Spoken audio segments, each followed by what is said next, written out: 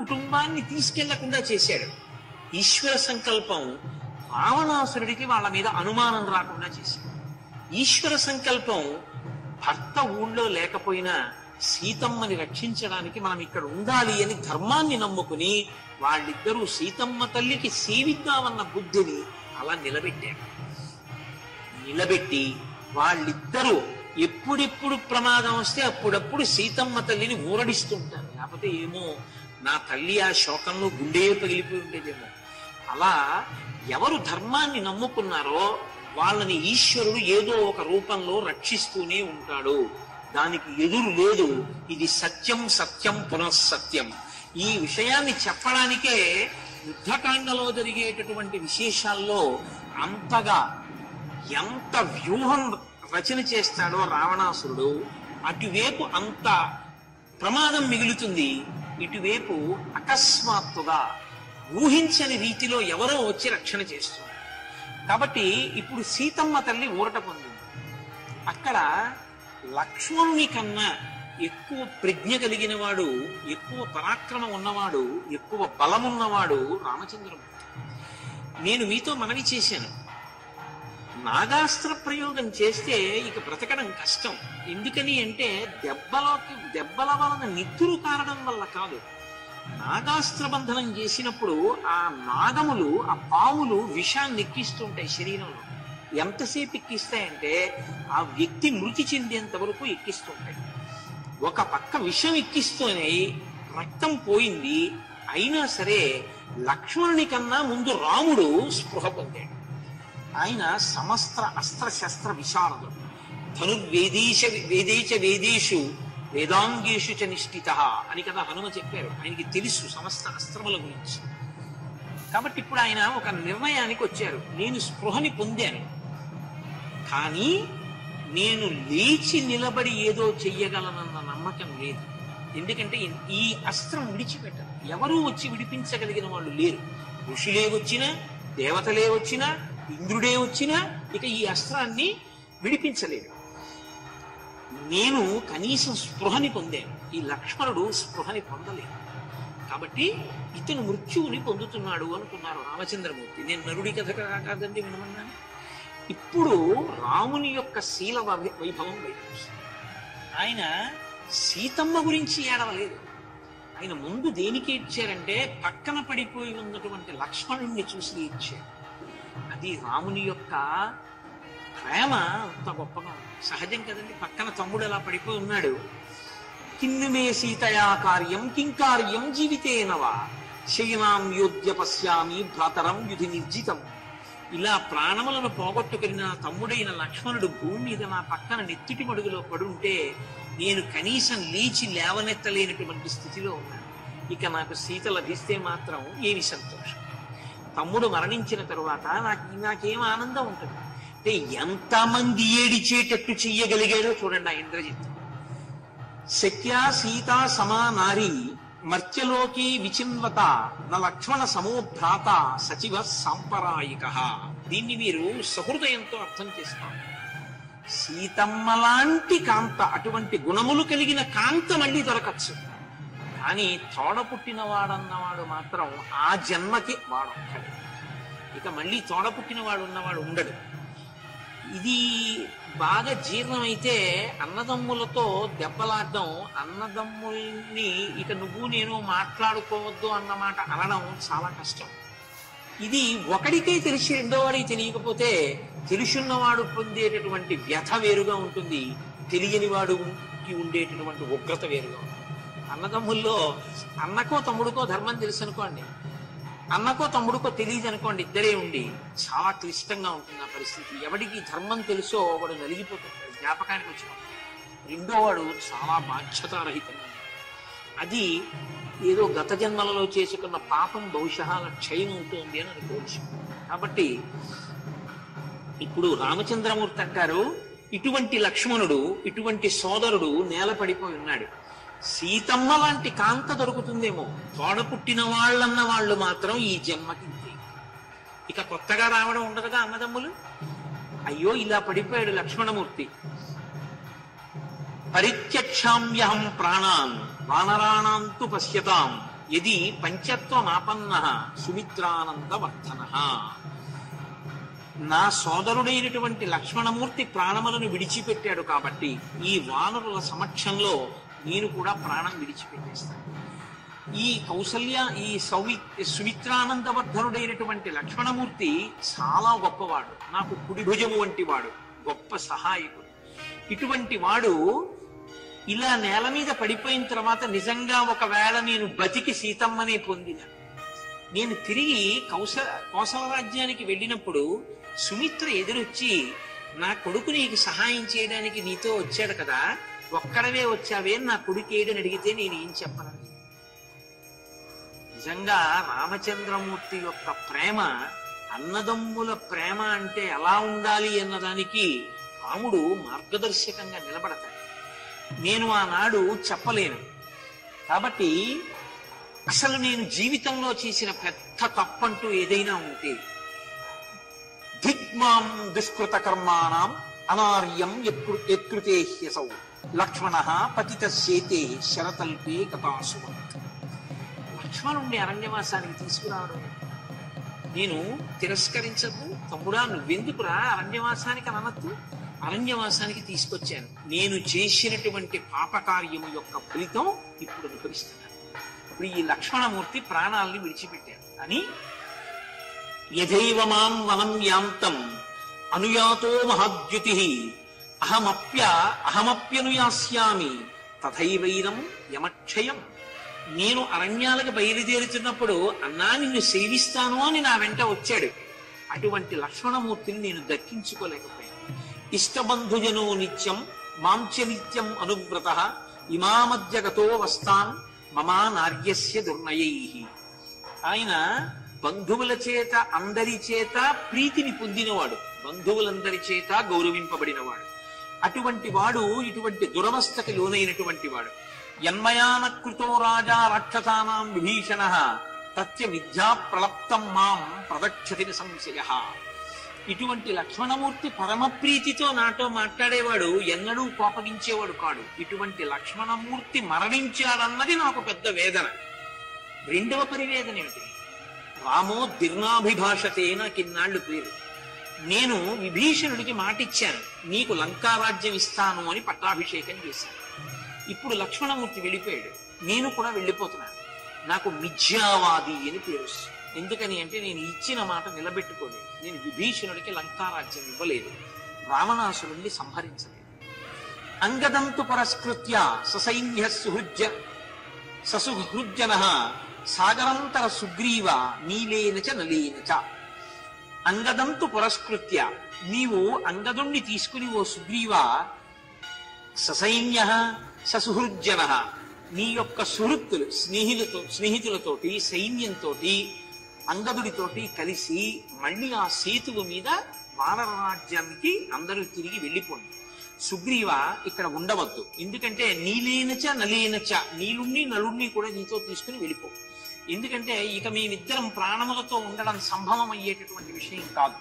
మీరు ఇక్కడే ఉంటే ఇంకా సైన్యం మిగిలి ఇక్కడ నిలబడింది అని రావణాసురుడు మళ్ళీ ఇంద్రజిత్తుని పంపి మిమ్మల్ని కూడా సంహరిస్తాడు. కాబట్టి ఇక మేమిద్దరం బ్రతకనప్పుడు రావణుడితో యుద్ధము, సీతమ్మని తీసుకొచ్చే ప్రయత్నము అనేటటువంటి దానికి ఒక అర్థం లేదు. కాబట్టి మీరు తిరిగి వెళ్ళిపోండి అని ఈ మాటలు చెప్పి ఆయన పడిపోయి ఉంటే ఆ చుట్టూ చేరినటువంటి వానర యోధులు రోధిస్తున్నారు. ఒక దృష్టిలో ఒక స్థితిలో విభీషణుడంతటి వాడన్నాడు, రావణుడు కోరుకున్న కోరిక నెరవేరదు కదా. అంత భయంకరమైన స్థితిని కల్పించాడు ఇంద్రజిత్తు. అంటే నా ఉద్దేశ్యం సీతమ్మ తల్లిని తక్కువ చేసి ఆలోచించాడని కాదు, రామలక్ష్మణులు లేకుండా చేస్తాను మానవులు గొప్ప అన్నాడు కదా, ఆ కోరిక నెరవేరదు కదా అన్నాడు. అంటే ఎంత శంక వాళ్ళల్లో ప్రబలిందో చూడండి. అటువంటి సమయంలో సుషేణుడు ఆయన అన్నాడు, పూర్వం దేవతలకు దానవులకు యుద్ధం జరగడం నాకు తెలుసు. ఒక పక్క ఈ అల్లరి జరుగుతుంటే ఉన్న వానరులందరూ పారిపోవడం మొదలుపెట్టారు, అదో పెద్ద గొడవ.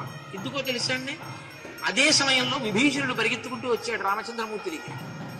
విభీషణుడు పరిగెత్తుకొస్తే అచ్చు ఇంద్రజిత్ విభీషణుడిలాగే ఉంటాడు, పర్వతాకారుడై నల్లగా విభీషణుడిలా ఉంటాడు. ఇంద్రజిత్తే వచ్చాడు మిగిలిన వాళ్ళని చంపడానికని వానరులు పారిపోవడం మొదలుపెట్టారు. అప్పుడు సుగ్రీవుణ్ణి పిలిచి అతను ఇంద్రజిత్తు కాడు, అతను విభీషణుడు ఇంద్రజిత్ కాడని సముదాయించి వానర సైన్యాల్ని నిలబెట్టమని సుగ్రీవుణ్ణి పంపారు. ఇంత ఉత్కంఠతో కూడినటువంటి పరిస్థితి. ఇటువంటి పరిస్థితులలో సుషేణుడు అనబడేటటువంటి వానర యోధుడు ఆయన అన్నాడు, నేను పూర్వం దేవదానవ సంగ్రామాన్ని చూశాను. అంత గొప్ప సంగ్రామంలో దానవుల చేత దేవతలు కూడా పడిపోతే విశల్యకరణి, మృత సంజీవని, సంధానకరణి, సంవర్ణకరణి అని ఓషధులు. ఆ ఓషధులను చతుర్ముఖ బ్రహ్మగారు సృష్టి చేసి గుప్తంగా వాటిని పాలసముద్రం పక్కన ఉండేటటువంటి క్షీరసాగరం పక్కన ఉన్నటువంటి చంద్రగిరి, ద్రోణాద్రి అనబడేటటువంటి పర్వతాలలో, కొండలలో, గుహలలో ఉంచాడు. ఆ దివ్యౌషధులను మిగిలినటువంటి మొక్కల నుంచి వేరు చేసి పట్టుకుని రావాలి. అది పట్టుకుని వస్తే ఈ పాములను విడిపించవచ్చు. కానీ అది కుదిరే విషయం కాదు. అవి విడిచిపెట్టవు. మహా అయితే మృత సంజీవిని చేత మళ్ళీ బతుకుతారేమో, కానీ పావుల్ని అలా నాగాస్త్రాన్ని విడిపించడం ఈ ఓషధుల చేత కుదురుతుందా అంటే అలా కుదురుతుంది అని రామాయణంలోనే లేదు ఎక్కడ. కాబట్టి ఈ ఓషధుల్ని తీసుకురావడానికి మందమైన ఊపిరితో ఉన్నారు కాబట్టి తొందరగా హనుమయే వేగంగా వెళ్లి తేగలరు. కాబట్టి హనుమని పంపించండి, అదే మనం చెయ్యగలిగిన ప్రయత్నం. ఈ మాట అనుకుని పంపడమా హనుమని పిలవడమా అనుకుంటున్న సమయంలో ఏతస్మిన్నంతరే అంటారు. ఏతస్మిన్నంతరే అంటే ఇలా అనుకుంటున్న సమయంలో ఏతస్మిన్నంతరే వాయు మేఘాంశ్చాపి సవిద్యుత పర్యస్యన్ సాగరే తోయం కంపయన్నివ మేదినీ మహతా పక్షమాతేన సర్వద్వీప మహాద్రుమాః నిపేతుర్భగ్న విటపాః సమూలాలవణాంభసి అభవన్ పన్నగాస్త్రాస్తా భోగినస్తత్ర మాసినః శీఘ్రం సర్వాణి యాదాంసి జగ్ముశ్చ లవణార్ణవం తతో ముహూర్తాద్ గరుడం వైనతేయం మహాబలం వానరా దదృశు సర్వే జ్వలంతమివ పావకం తామాగతం అభిప్రేక్ష్య నాగాస్తే విప్రదుద్రువుః యైస్తౌ సత్పురుషౌ బద్ధౌ శరభూతైర్మహాబలౌ. వాళ్ళు హనుమని పంపించి ఓషధులు తెప్పించుకుందాము అని ఆలోచిస్తున్న సమయంలో ఒక భయంకరమైనటువంటి పెద్ద గాలి ఒకటి బయలుదేరి. ఏమిటి ఇంత పెద్ద గాలి, మళ్ళీ ఎవరైనా రాక్షసుడు వస్తున్నాడా అని వాళ్ళు విస్మయులై చూస్తున్నారు. బంగారు రెక్కలను అల్లారుస్తూ ఆ 100 యోజనముల సముద్రం నుంచి ఆకాశంలో మెరిసిపోతూ ఆతటపక్షమారుత రజకంపిత ఘూర్ణితాచల వ్రాత మహర్ణ ఉండు అంటారు మహాభారతంలో. ఆయన రెక్కలు అల్లారుస్తుంటే వేదనాదాలు వినపడుతుంటాయి. అటువంటి వేదనాదం వినపడే రెక్కలు అల్లారుస్తూ గరుత్మంతుడు వస్తున్నాడన్న భయం చేత సముద్రంలో ఉన్నటువంటి పాములు కూడా అడుక్కి పారిపోయేటట్టుగా ఒక్కసారి బంగారు స్వరూపంతో మిరిసిపోతున్నటువంటి వైనతేయుడైన గరుత్మంతుడు యుద్ధభూమిలో రామలక్ష్మణులు పడిపోయిన చోటికి వచ్చి కిందకి దిగారు.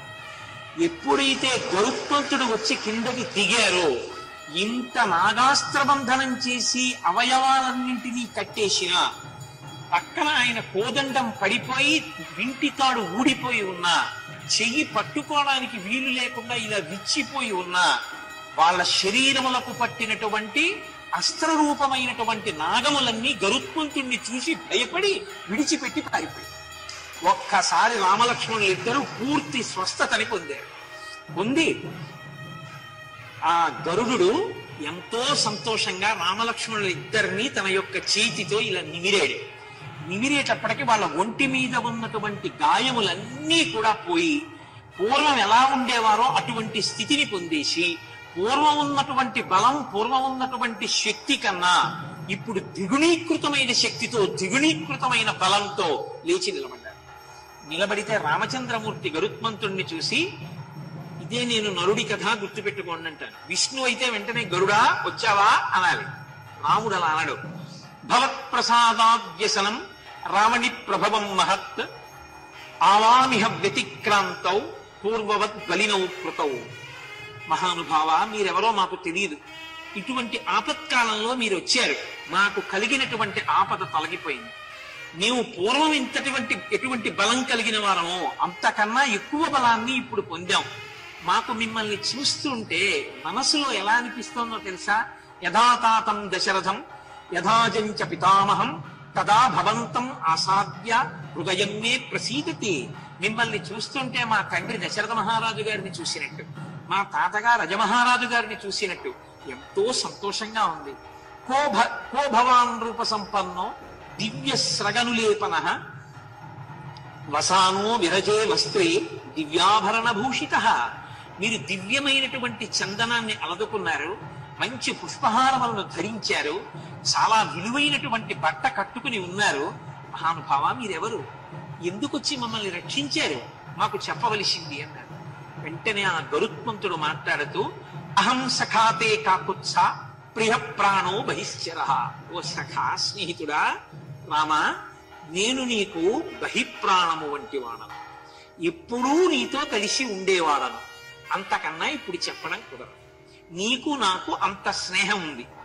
గరుత్మానిహ సంప్రాప్తో యువయోః సాహ్య కారణాత్. నా పేరు గరుత్మంతుడంటాడు. నాకు నీకు ఒక గొప్ప విడదీయరానటువంటి అనుబంధం, అటువంటి స్నేహం ఉంది. అసురావా మహావీర్య దానవావా మహాబలాః సురాశ్చాపి సగంధర్వాః పురస్కృత్య శతకృతుం నియమం మోక్షయితుం శక్తాః శరబంధం సుదారుణం మాయా బలాదింద్రజిత నిర్మితం క్రూరకర్మణ ఏతే నాగాః కాద్రవేయాః తీక్ష్ణదంస్ట్రా విశోల్బణాః రక్షో మాయా ప్రభావేన శరా భూత్వా తదాశ్రితాః. నాయన, ఇంద్రజిత్తు నీ మీద ప్రయోగించినటువంటి ఈ నాగాస్త్రము చేత ఆ కద్రువ యొక్క కుమారులైనటువంటి వారెవరున్నారో అటువంటి క్రూరకర్ములైనటువంటి వారి యొక్క ఆ కద్రువ కుమారులైనటువంటి నాగములు బాణముల రూపంలో వచ్చి మీకు తగిలి మిమ్మల్ని పట్టుకున్నాయి. వీటిని విడిపించడం లోకంలో ఎవ్వరికీ సాధ్యం కాదు. అసురావా మహావీర్య, రాక్షసులు కాని, దానవావా మహాబలాహ, దానవులు కాని, సురాశ్చాపి సగంధర్వాహ, దేవతలందరూ కలిసి వచ్చినా గంధర్వులు వచ్చినా, పురస్కృత్య శతకృతం, ఇంద్రుడే దిగొచ్చిన, నియమం మోక్షయితుం శక్త్యాహ, ఈ నాగాస్త్రం నుంచి ఎవరూ రక్షించలేరు. శరబంధం సుదారుణం, ఇది చాలా దారుణాతి దారుణమైనటువంటి శరబంధం. మాయాయుద్ధమునందు ఆరితేరినటువంటి ఇంద్రజిత్ ఇటువంటి యుద్ధం చేసి మిమ్మల్ని పడగొట్టాడు. ప్రకృత్యా రాక్షసాః సర్వే సంగ్రామే కూటయోధినః, వాళ్ళెప్పుడు మాయతో కూడినటువంటి యుద్ధం చేసి ఇలాగే పడగొడుతుంటారు. శూరాణం శుద్ధభావానాం భవతాం ఆర్జవం బలం, ధర్మ మార్గంలో ప్రవర్తించి శూరులై అధర్మ మార్గంలో అడుగు పెట్టకుండా యుద్ధం చెయ్యగలిగినటువంటి మీ వంటి వారలకు ఎప్పుడూ రక్షణ కలుగుతుంది. మీ ధర్మమే మీకు రక్ష, ధర్మో రక్షతి రక్షితః. దానికి ఉదాహరణ గరుత్మంతుడు రావడమే, వచ్చి రక్షించడమే. కాబట్టి ఇంతకన్నా నన్ను మాత్రం ఇప్పుడు నువ్వెవరు, నాకు నీకు ఉన్న అనుబంధం ఏమిటి అని మాత్రం గుచ్చి గుచ్చి ప్రశ్న వెయ్యవద్దు రామ. సఖే రాఘవ ధర్మజ్ఞ రిపూణామపి వత్సల అభ్యనుజ్ఞాతుమిచ్చామి గమిష్యామి యథాగతం. నువ్వు అనుమతిస్తే సఖా నేను బయలుదేరుతాను, కానీ నీవు ఎవరు అని మాత్రం నచ కౌతూహలం కార్యం సఖిత్వం ప్రతి రాఘవ కృతకర్మారణే వీర సఖిత్వం అనువేచ్యసి. భవిష్యత్తులో ఒకనొకనాడు నువ్వెవరు నేనెవరు, నీకు నాకు ఉన్న అనుబంధం ఏమిటి నీకు తెలుస్తుంది. ఇప్పుడు మాత్రం అంతకన్నా నువ్వు నన్ను కుతూహలంగా ప్రశ్న వెయ్యొద్దు. నువ్వు ఎందుకు వచ్చావు నా దగ్గరికి, ఎందుకు రక్షించావు, మన ఇద్దరికి ఏ అనుబంధం ఉంది అన్న మాట మాత్రం నువ్వు అడగద్దు. ఎందుకని? నరుడిగా ఉన్నాడు రాముడు, నరుడిగా ఉన్న రాముడికి నేను నీ వాహనాన్ని అంటే ఆయన ఒప్పుకోడు.